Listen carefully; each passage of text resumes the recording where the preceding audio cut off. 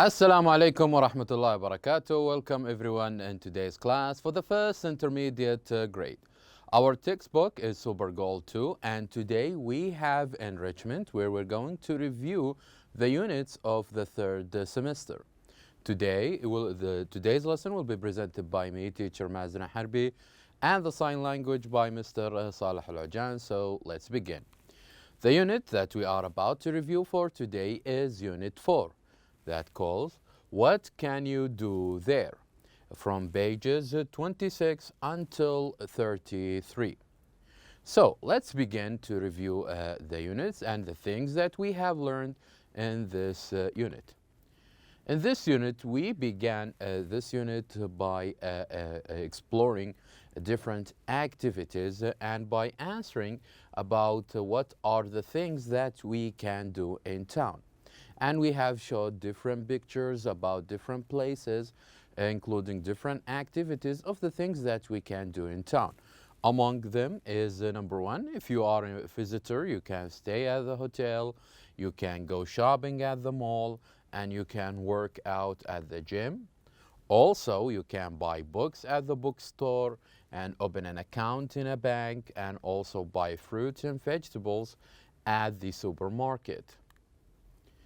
And also, you can visit the museum, you can walk or play at the park, you can also buy a bus ticket at the bus stations, and also you can eat at the restaurant, children can study at school, and also you can catch a plane at the airport. So we have showed different pictures of different places that you usually see in a town or in a city, and we have talked about what can we do there at each place, and we have listed a lot of the activities and the things that we can do at these places.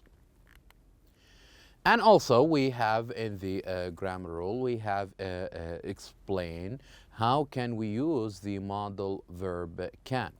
And we said that we use can usually to express the ability or possibility that we are able to do something or that something is possible and we can do it.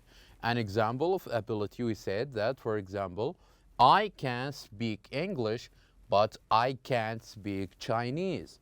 So this example can here express the ability, the things that I am able to do. So I, for myself, I am able to speak English, but I can't speak Chinese. I'm not able to speak Chinese. So this is an example of ability.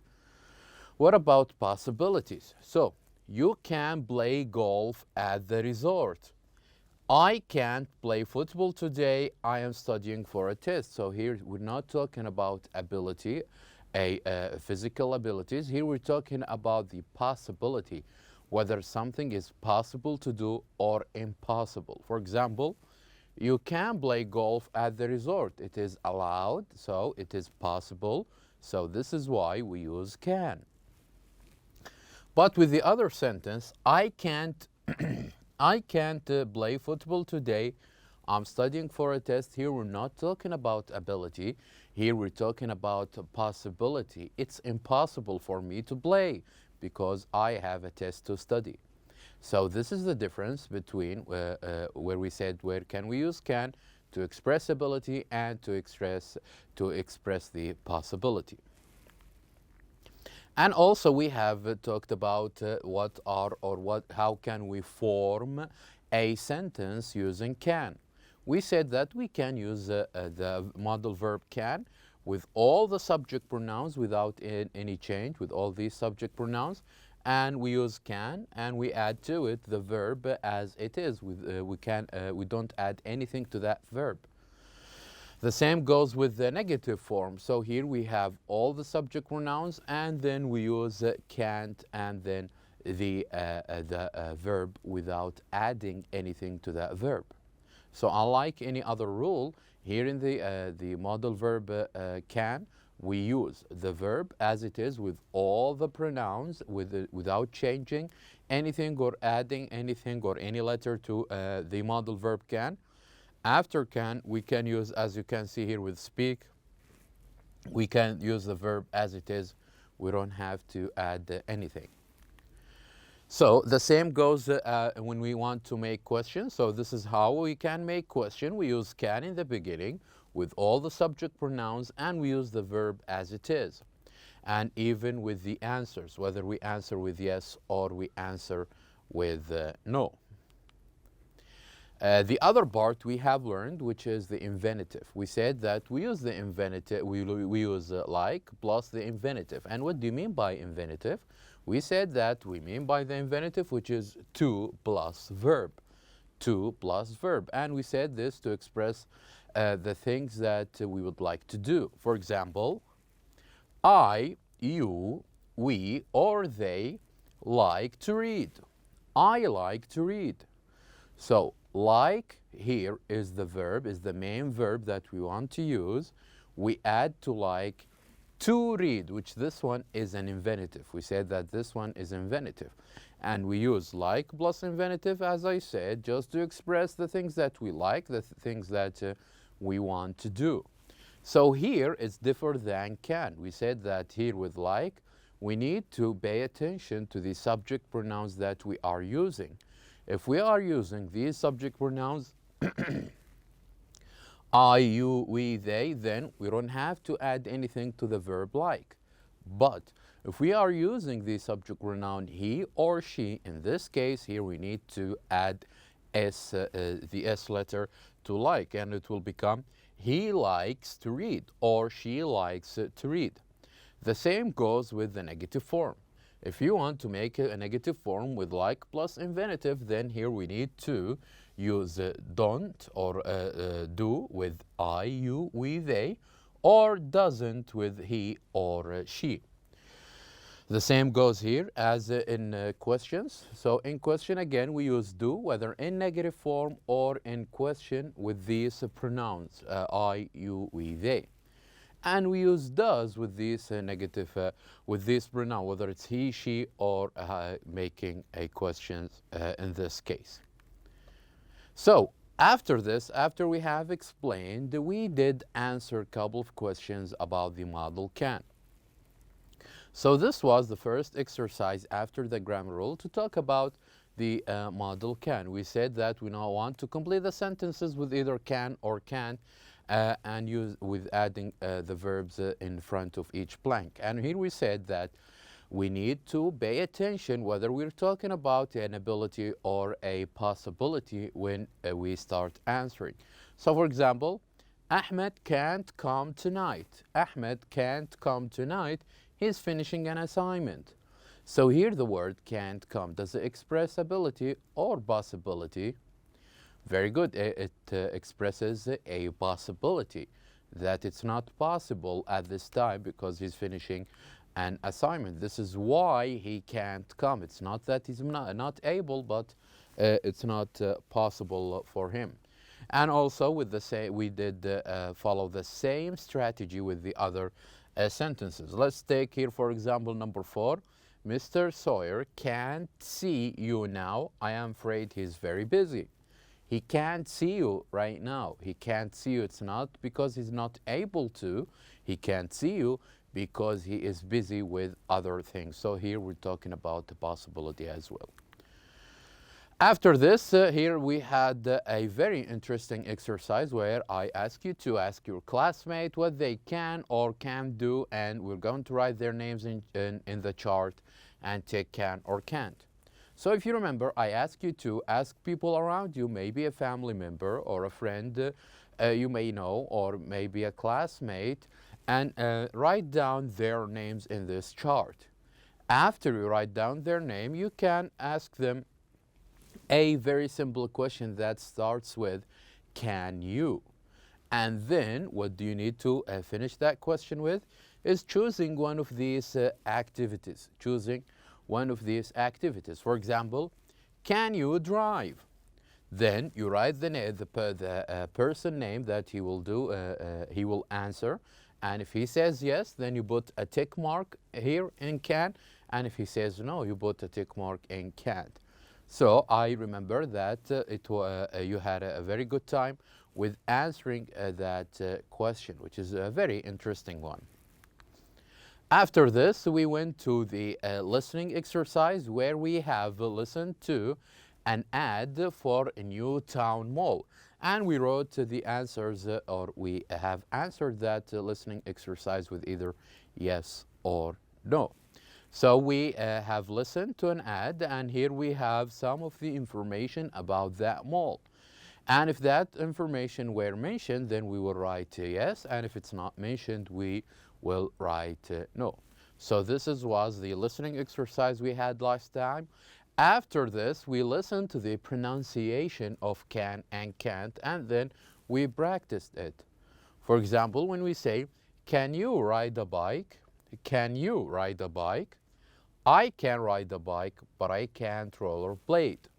So here we learn how to stress can when we use it in the beginning of that question, can you, or when we read it in sentence, I can use rollerblade. So this is regarding the pronunciation. After this, we have listened to a conversation between Ali and Imad. And each one of them in that conversation was talking or trying to make plan for to play tennis together. And when we read that conversation, we came across some of the important expressions or important phrases like, when is good for you, or are you crazy? And we have learned these expressions, and we have learned when can we use them in a regular conversation. After this, we had questions about you, questions that only for you, questions like, do you like sports, and what kind of sports and games that you can play, and how often do you play them, and whether do you like to watch them on TV, and if you do, which one or what kind of sport that you like to watch in TV. So these were very interesting questions about you, just to know your preferences about sports in general. After this, we had a reading exercise and or reading lesson, which was very interesting about the Saudi Vision 2030, and also it's about the places that people should visit in Saudi Arabia. And also we have talked about the kinds or different types of tourism that we can see in Saudi Arabia. So we have different kinds. The first one is, we said, the environmental tourism in the mountains of Al-Baha, where can we protect our forests and parks and reserves, and also a family beach holidays. We're developing Al Ugair Beach to be a resort for many outdoor activities, and also for cultural tourism, which is locates in Al Ula. At Al Ula, we're making the world's largest open-air museum and gallery. So here we have learned from the reading that lesson that we do have different kinds here in Saudi Arabia, different kinds of tourism. And after this, when we finish, we try to compare our ideas before reading with the text. So we had identified some of the important expressions, like the first one, which is the word assets. And we said that after we reading, we come up with the idea that assets means either benefits or the good things or the advantages in general. And also we have identified some other word for vision. We said that vision, the other words that we can match the word vision is dream, plan, hope, or imagination. And also about what is Saudi Arabia doing right now to share its culture with its citizens and visitors. We said that from reading according to the text, that Saudi Arabia now is trying to build hotels, roads, and a museum, and to look after for the natural environment and building places where people can learn about the country's history. And also the type or the three types of tourism that we have talked about. As we said, here we have three types of tourism: the environmental tourism, the family beach holidays, and also the cultural tourism. And we came after reading, we had a very interesting question about which place that you like the best and why. So after reading about those three places, what is the place that you prefer more? And we here came across different types, which were either the environmental that locates in Al-Baha, or cultural tourism that locates in Al-Ula, and the family beach holidays that locates in Al-Ugair Beach. And I said that try to share your ideas with people around you and see who can support your opinion and agrees with you by choosing one of these destinations. After this, we went to a writing lesson, and in this writing, we learned how to make or how to write an email. And we said that after we read this email, we'll try to follow the same steps in writing a similar one. So we have the first step we did is that we read an email. We read an email from Badriya to her friend Maha. And we started the email, as you can see, with a greeting, which is a very important step to consider before writing, or when you are planning to write an email, you start with a greeting. And we learned that we have different phrases of greeting, like, for example, here, dear Maha, or hello Maha, or hi Maha. And the main idea, after you greet someone in the email, then you try to write your own, or the main idea, the reason behind your writing. So you can start your email by saying, my family and I are having a fantastic winter holiday, and we went to that place. We saw these activities, and you can talk more about the main idea, the reason behind you writing this email. And when you finish writing all of these, or after talking to your friend or writing the main ideas or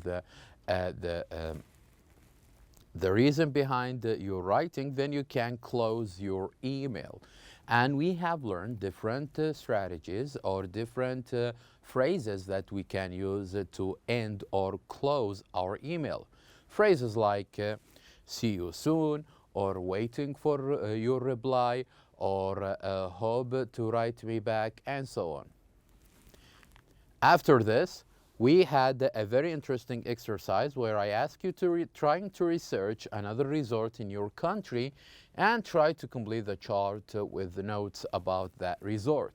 So here we have a chart like this, where it indicates the location of that resort and what type of resort is it. Is it cultural, is it environmental, or is it a holiday? And then what kind of activities that people can do in that resort, and also what you like about that place. And we have a sample answer like this. We said that the location of that resort will be in Saudi Arabia, and the type of resort will be an environmental resort, and the activities we will do there is play tennis and enjoy food from different restaurants. And also what do we like about that place is the beautiful mountains around that resort. So this was a sample answer, and I encourage you to write different answer than this using, for example, either a cultural or a holiday resort. After this, with the same lesson, we had a project where I asked you to trying to design a brochure similar to this for a vacation resort. And in that brochure, you tried when you try to put photos or different pictures or different fonts that will give the idea of what kind of resort is it. And after you do this, you can present it to your class and see their note from the chart. So you can use the chart in exercise B as well. And I said that you can ignore all of this and create your own imaginary resort, adding your own pictures and your own ideas. After this, we went to the last part of our last lesson at that unit, which is using gerunds with verbs. We said that we can use gerund after verbs, and what do you mean by gerund? Are the nouns that ends with ing. So here are an example that we usually use gerunds that act like nouns and answer all the questions after certain verbs. So for example, they spend their free time playing basketball. So playing here is a gerund and not a main verb. And we said that we use gerund after certain verbs and phrases, like the one we have here. We use gerund after can't stand, dislike, enjoy, feel like, hate, like, love, prefer, and spend time. And also we showed some of the examples, like I dislike driving, I can't stand ice skating, I feel like swimming. So we have presented certain examples on how to use a gerund. And also we have identified that activities and sports such as painting and swimming, they are often use the ing form. So here we have a list of the sports and activities that ends with ing. So it's very important that we know that we can use them in a gerund form. After this, about the infinitive, we said that we use the infinitive after verbs just to act like nouns and to answer the questions of what is the reason. And also we have identified some of the verbs that we said we can use after them an infinitive. For example, I like to watch TV, but I prefer to play games. So here, this is an example on some of the verbs that we can use after them an infinitive. But pay attention, as the last time, we do have verbs like, love, hate, and prefer that can use both, either the gerund or the infinitive. So we have highlighted also some of the verbs that after this verb we can use the infinitive, like hate, like, love, prefer, want, would like, and want. And here's some of the examples. I would like to play, I prefer to study, I hate to wait. So these were some of the example on how to use the infinitives with the verb, after verbs. Not only this, but we do also answer a couple of questions or two exercises about the infinitives and gerunds, and these were very important exercises that help you to understand the difference between gerund and infinitive. So as you can see, we have some of them we use gerund and infinitive, and some of them we use only infinitive, and some of them we use only gerund, just to show you that we can use, in some cases we can use both of them, and in some cases not. And also, I ask you to write your own sentences about what are the things that you like, the things that you dislike, using either gerunds or infinitives. So, now we have reached the end of our lesson. Thank you very much for watching, and I'll see you next time.